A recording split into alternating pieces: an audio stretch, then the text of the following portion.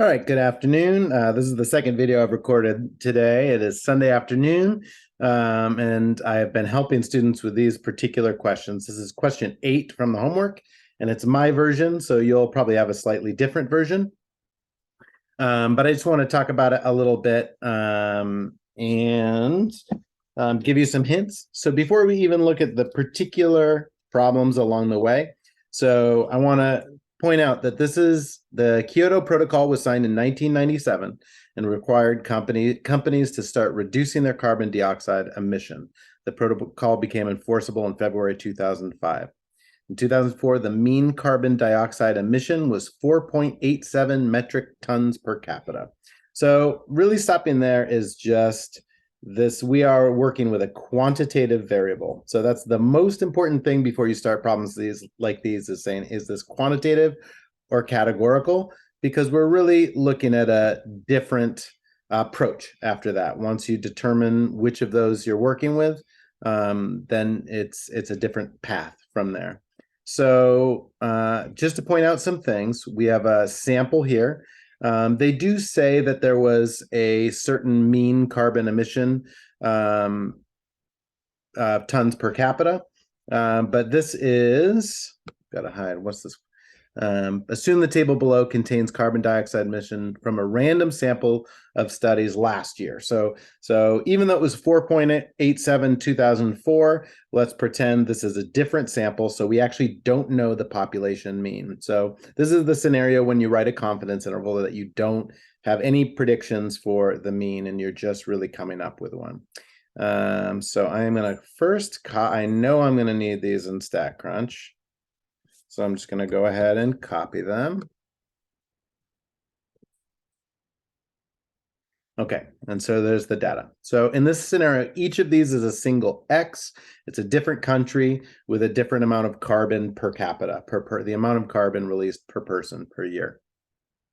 And jumping back to this, so what's the correct parameter symbol for this problem? So what our interval will do, so once we construct a confidence interval, it's meant to give us a range of values in which we're pretty certain the population parameter, in this case, the population mean, because we're working with a quantitative variable, the mean carbon dioxide emission number for all countries across the world is this. So that would be measured in mu, the symbol mu for population mean. I'm going to actually select that from the list. So what that would be the average carbon dioxide emissions per capita for all countries. So let's see if we can find these. It's not about the sample. The mean carbon dioxide emissions of all country last year. It's not a single randomly country. It's not a country. It's not all countries last year with no description of what it is. It's not about the sample. It's about a prediction for the mean carbon dioxide of all countries last year. And in this case, this is, again, quantitative information. What conditions do we need to check? So no outliers in the data is true. And in fact, later on, they'll ask us to make a box plot. I'm going to do that this way. So graph, box plot, variable 1. I want to make sure that we use the fences to find out if there's any outliers. And I'm also going to draw the boxes horizontally so it looks like they show up in the problem. Let's see, shrink this down a little bit. So here it is. And if you go over it, the 5 numbers summary is basically the lowest value is 0.06, Q1 is 1.42, median is 2.86, Q3 is 5.86, and the upper limit is 9.11. And notice there are no outliers because they would appear as dots here if there were. So we need to make sure there's no outliers in the data, because whether the population standard deviation is known or not known, that's going to decide whether you use the Z distribution or the T distribution. And I don't think they gave us any information about suggestion for the standard deviation. So standard deviation is unknown in this case. We don't do this. This applies to proportions.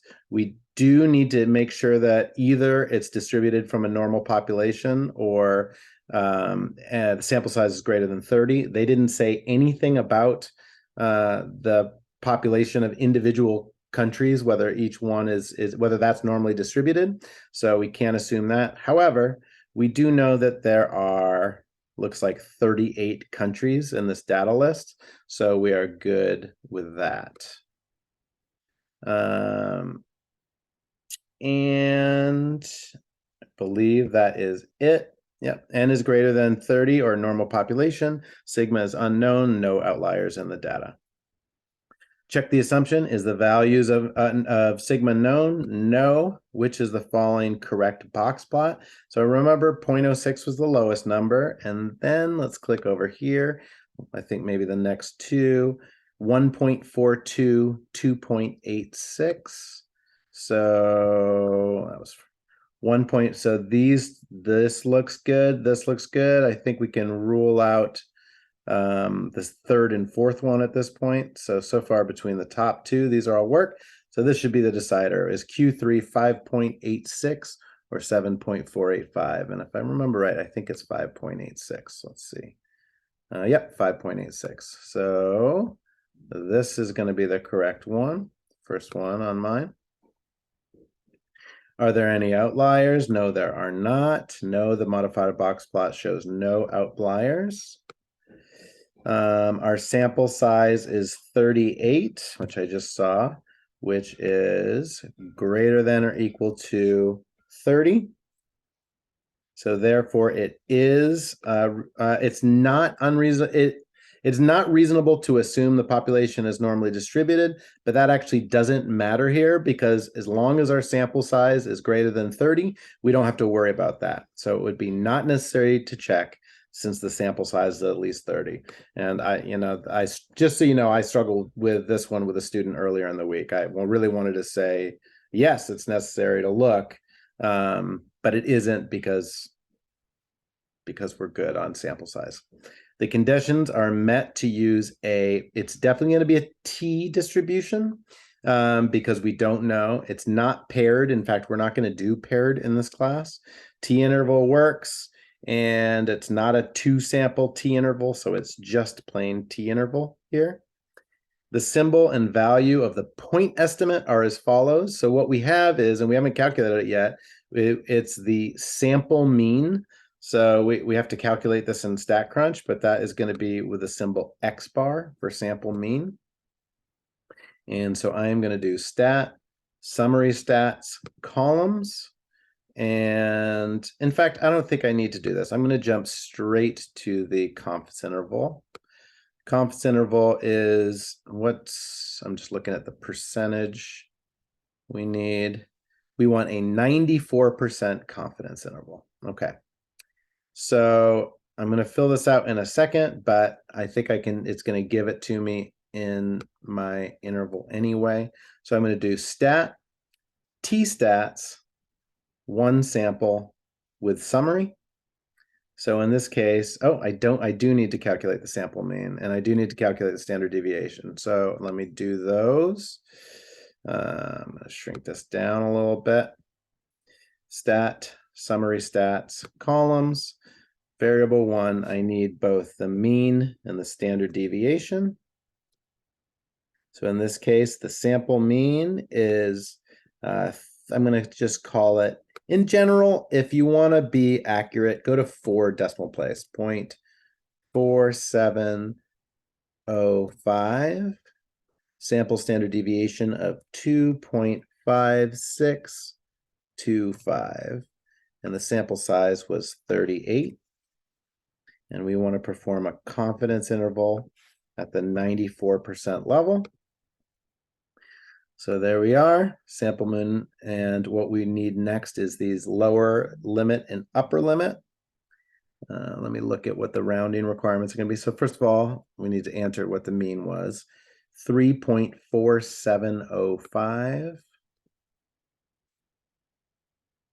Round to 3.471. It would round up to 1. Yeah. And this is an interval estimate. We're trying to figure out mu, the average, the per capita carbon dioxide emissions for all countries. And we are finding it to be three decimal places. 2.664. Fortunately, that is all I can remember. And then I believe it is metric tons per capita.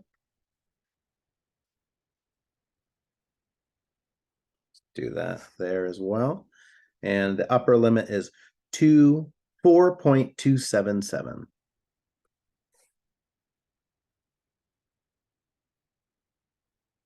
Just double check these. 664 metric tons per capita, 4277 metric tons per capita.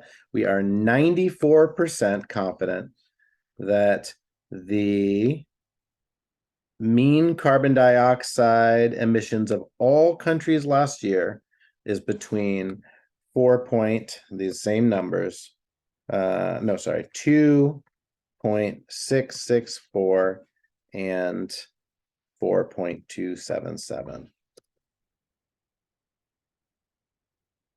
I'm just going to double check. Boom. Okay. So there you are. I know these are challenging. There's a lot of little detail ideas in there. Hopefully this helped you out.